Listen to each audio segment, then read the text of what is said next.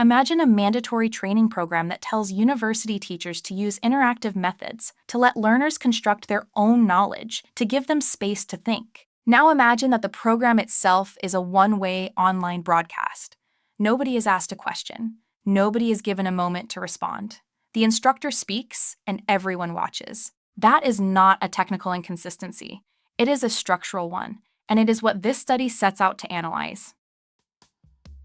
Turkey now has over 200 universities. Since 2018, YOKAK, the Higher Education Quality Council, has aligned with European quality assurance networks and introduced mandatory faculty development requirements.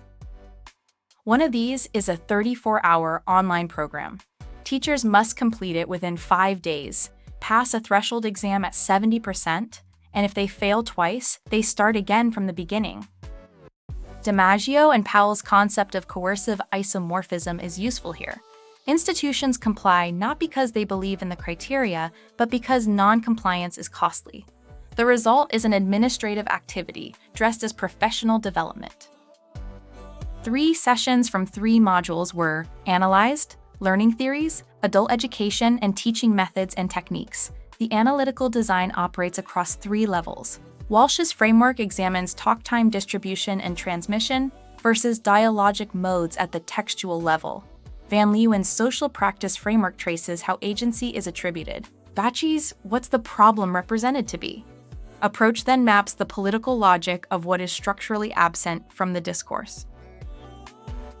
The numbers are striking. Presenter talk time across the 3 sessions ranged from 90 to 99%. Not a single structural attribution appeared in any session. The structural redirection pattern, where a material constraint surfaces briefly before being reassigned to the individual teacher, occurred 6 times in total. The incoherence is not subtle.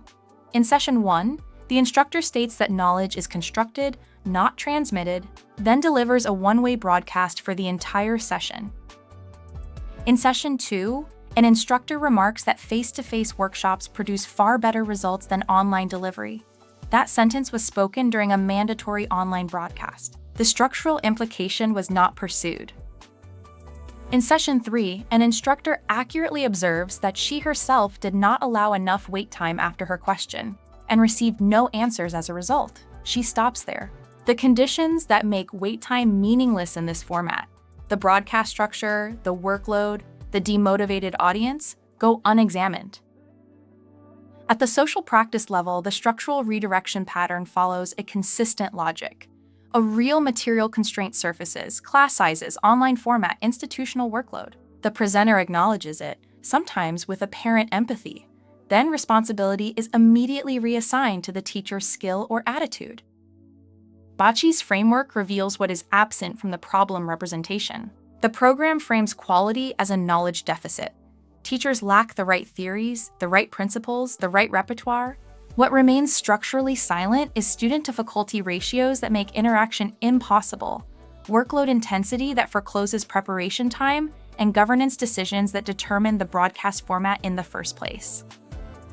Ball's concept of performative guilt is directly relevant. Teachers who cannot meet institutional demands experience this as personal inadequacy, rather than as a consequence of structural conditions. The program produces exactly that subject position. The paradox has 3 components. The program contradicts the pedagogical principles it claims to promote. It attributes structural conditions to individual deficits, which allows structural problems to remain politically invisible. And it produces compliance documentation rather than professional development. This is not unique to Turkey. Quality assurance frameworks linked to the Bologna Process now operate across 49 countries. Shore and Wright have documented how audit culture displaces substantive quality with its documentation. Floyd, writing on the UK Performance and Development Review, and Kenny on Australian higher education, identify parallel mechanisms. The appearance of improvement substitutes for improvement itself. Genuine faculty development would require something different. It would need to be practitioner-led and contextually grounded.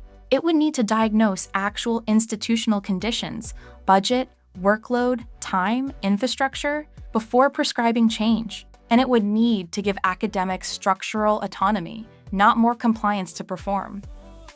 The question this study poses is not whether quality matters in higher education. It does. The question is whether a program can claim to improve quality while systematically preventing the conditions under which quality is possible. The answer here is no. And the mechanism by which it does so is discursive, traceable, analyzable, and worth naming. If you want to learn more about discursive political analysis and more of Dr. John Kuchikali's work, visit his ResearchGate page. Thank you.